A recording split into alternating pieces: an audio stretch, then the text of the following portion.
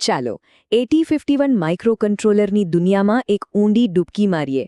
આજે આપણે સમજીશું કે આ નાનકડી ચિપ એના આઈઓ પોર્ટ્સનો ઉપયોગ કરીને આપણી આસપાસની દુનિયા સાથે કઈ રીતે વાતચીત કરે છે. આ સફર ખરેખર રસપ્રદ બનવાની છે. તો ક્યારેય એવો વિચાર આવ્યો છે કે સર્કિટ બોર્ડ પર લાગેલી પેલી નાનકડી કાળી ચિપને કઈ રીતે ખબર પડે છે કે કોઈ બટન દબાયું છે કે પછી એ લાઇટને ચાલુ કેવી રીતે કરે છે? બસ આ જ એ સવાલ છે જેનો જવાબ આપણે આજે શોધવાના છીએ, અને આ જ આપણા આજના વિશ્લેષણનો પાયો છે. સારું, તો આપણો આજનો રોડમેપ કંઈક આ પ્રમાણે છે. પહેલા 8051ની ડિજિટલ ઇન્દ્રિયો વિશે જાણીશું. પછી જોઈશું કે એનાથી કામ કેવી રીતે કરાવવું, એટલે કે આઉટપુટ. ત્યાર પછી એ દુનિયાને સાંભળે કેવી રીતે, મતલબ કે ઇનપુટ. અને છેલ્લે આ બધું એકસાથે જોડીને જોઈશું. તો ચાલો શરૂ કરીએ. તો ચાલો આપણા પહેલા વિભાગથી શરૂઆત કરીએ, 8051ની ડિજિટલ ઇન્દ્રિયો. અહીં આપણે આઈઓ પોર્ટ્સના મૂળભૂત ખ્યાલને સમજીશું કે આખરે છે શું અને કેમ આટલા જરૂરી છે. આ સમજવા માટે એક સરસ રીત છે.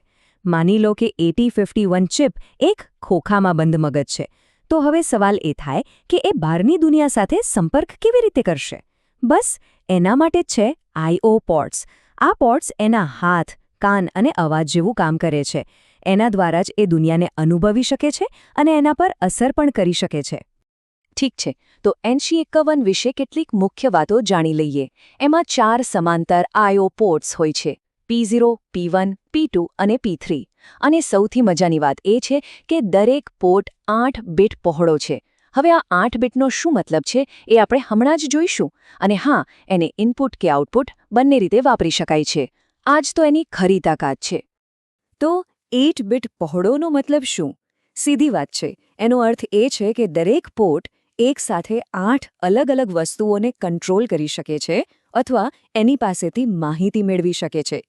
કલ્પના કરો કે જાણે એની પાસે 8 હાથ છે અને 8 હાથથી એકસાથે અલગ અલગ કામ કરી શકે છે. જબરદસ્ત નહીં? ચાલો હવે આપણો પહેલો કોડ જોઈએ.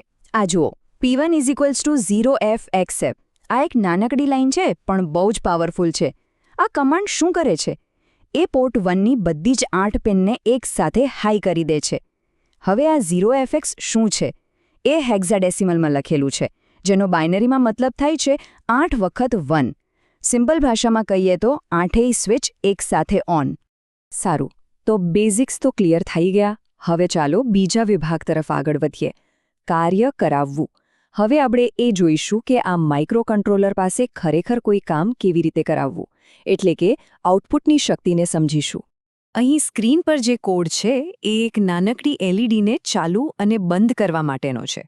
ચાલો આ કોડને લાઇન બાય લાઇન તોડીને સમજીએ. S bit LED = P1⁻0. આ પહેલી લાઈન જુઓ. અહીં S બીટ નામનો કીવર્ડ એક જાદુ જેવું કામ કરે છે. એ આપણને પરમિશન આપે છે કે આપણે પોર્ટ 1ની પિન નંબર 0 એટલે કે P1⁻0 ને LED જેવું એક સહેલું નામ આપી શકીએ.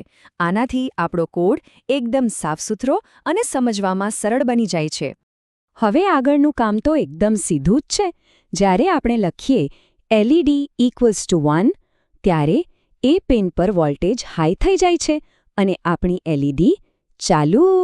અને જ્યારે આપણે લખીએ LED = 0, ત્યારે વોલ્ટેજ લો થઈ જાય છે અને LED થઈ જાય છે બંધ. બસ આટલું જ. તો અત્યાર સુધી આપણે આપણા માઇક્રોકન્ટ્રોલરને બોલતા શીખવ્યું, એટલે કે આઉટપુટ આપતા. હવે વિભાગ 3માં આપણે એને સાંભળતા શીખીશું. ચાલો હવે ઇનપુટની દુનિયામાં પ્રવેશ કરીએ. કોઈ સ્વિચ કે સેન્સરમાંથી માહિતી વાંચવી હોય તો એના માટે 3 સિમ્પલ સ્ટેપ્સ છે. પહેલું, પિનને કહી દો કે તારે હવે સાંભળવાનું છે, એટલે કે એને ઇનપુટ તરીકે સેટ કરો. બીજું, એ પિન પર વોલ્ટેજ લેવલ શું છે, હાઈ કે લો, એ વાંચો. અને ત્રીજું, એ માહિતીના આધારે નક્કી કરો કે આગળ શું કરવું છે. અને હવે આવે છે અસલી મજા. આ જે પ્રોગ્રામ છે એમાં આપણે ઇનપુટ અને આઉટપુટ બંનેને એક સાથે જોડી રહ્યા છીએ. અહીંયા આપણે એક પોર્ટ પર લાગેલી સ્વિચને વાંચીશું અને એના આધારે બીજા પોર્ટ પર લાગેલી એલઈડીને કંટ્રોલ કરીશું. હવે અહીં એક મહત્વની લાઈન છે. If switch is equal to 0. અહીં એક સવાલ થઈ શકે કે આપણે 0 કેમ ચેક કરી રહ્યા છીએ? એનું કારણ એ છે કે આપણી સ્વિચનું વાયરિંગ એક્ટિવ લો છે.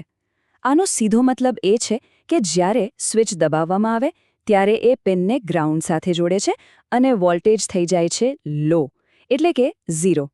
તો 0નો મતલબ છે કે બટન દબાયું છે.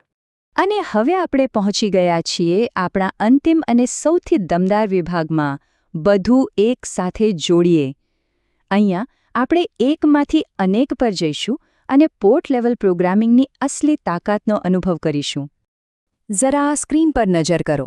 ડાબી બાજુ છે એક સ્વિચ અને એક એલઈડીનો કોડ, અને જમણી બાજુ 8 સ્વિચો અને 8 એલઈડીઝનો કોડ. આ બંનેની સરખામણી કરીએ તો ખ્યાલ આવે કે આપણે કઈ દિશામાં જઈ રહ્યા છીએ. અને આ બધા માટે કોડ શું છે? ફક્ત આ એક લાઇન, P1 = P2. બસ, આટલું સિમ્પલ. આની સાદગીમાં જ એની ખરી સુંદરતા છુપાયેલી છે. જરા વિચારો આ લાઇન વિશે. આ એક લાઇન શું કરે છે ખબર છે? એ પોર્ટ 2 પર લાગેલી 8 સ્વિચની સ્થિતિ એક જ ચાટકે વાંચી લે છે અને તરત જ એ સ્થિતિને પોર્ટ 1 પર લાગેલી 8 એલઈડીઝ પર કોપી કરી દે છે. મતલબ કે જો P2.3 વાળી સ્વિચ દબાય તો તરત જ P1.3 વાળી એલઈડી ચાલુ, અને આવું બધી જ 8 પિન માટે એક સાથે થાય છે. આ છે પોર્ટ લેવલ પ્રોગ્રામિંગનો પાવર. તો આખા વિશ્લેષણનો સાર શું છે?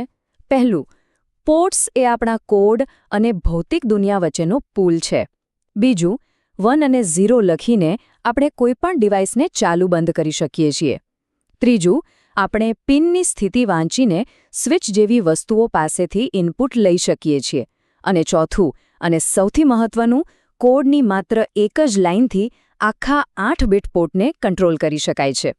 તો આજના વિશ્લેષણ પછી એક સવાલ મનમાં જરૂર આવવો જોઈએ. હવે જ્યારે કોડને વાસ્તવિક દુનિયા સાથે જોડવાની આ ચાવી મળી ગઈ છે, તો આનાથી શું બનાવી શકાય છે? કઈ નવી કલ્પનાઓને સાકાર કરી શકાય છે?